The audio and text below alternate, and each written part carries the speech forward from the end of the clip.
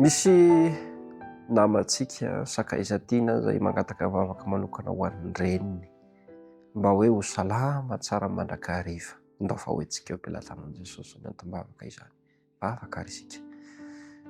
Jehovah Ray malala tsara indrindra izay an-danitro, namana loatra aminao zahay.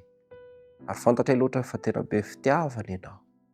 Maningila tsofina mandrakariva miaino. Na dia tsy hitan'ny masonay aza fa inonay amin'ny fahafenona fa izany indrindra mandrakariva ny ataonao amin'ireo zanakao izay mba mitaraina aminao.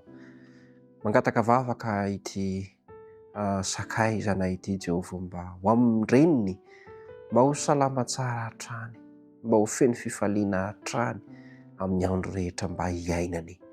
Nahoana moa Jehovah mba tsy ho valena izany antom-bavaka izany, tsy manery nefa izay Jesosy. Fa ny anherinay dia ny mametraka izany eo am-pelatananao mandrakariva. Dia miresadresaka aminao satria ianao ilay mahafeno zavatra rehetrarehetra mihitsy, indrindra fa ny zavatra tsy takatra ny saina sy ny hery rehetra. Eto amin'ity tany ity dia indraindray misy zavatra mampalahelo, ny aretina mifandimby, ny zavatra rehetra mety mampitsony-dranomaso indraindray. Fa dia ny anhery Jehovah dia hitalahoana aminao sy mametraka eo am-pelatananao ny zavatra rehetrarehetra mihitsy Jesosy. Dia ahaingany mba ho salama tsara izany iray mpianakaviana izay nitalahoan'ny zanany am-bavaka izany, mba ho toa azy any ny fahasalamana sy ny fanambinana rehetra avy aminao. Tonoina vavaka amin'ny aran'i Kristy irery ihany. Amen.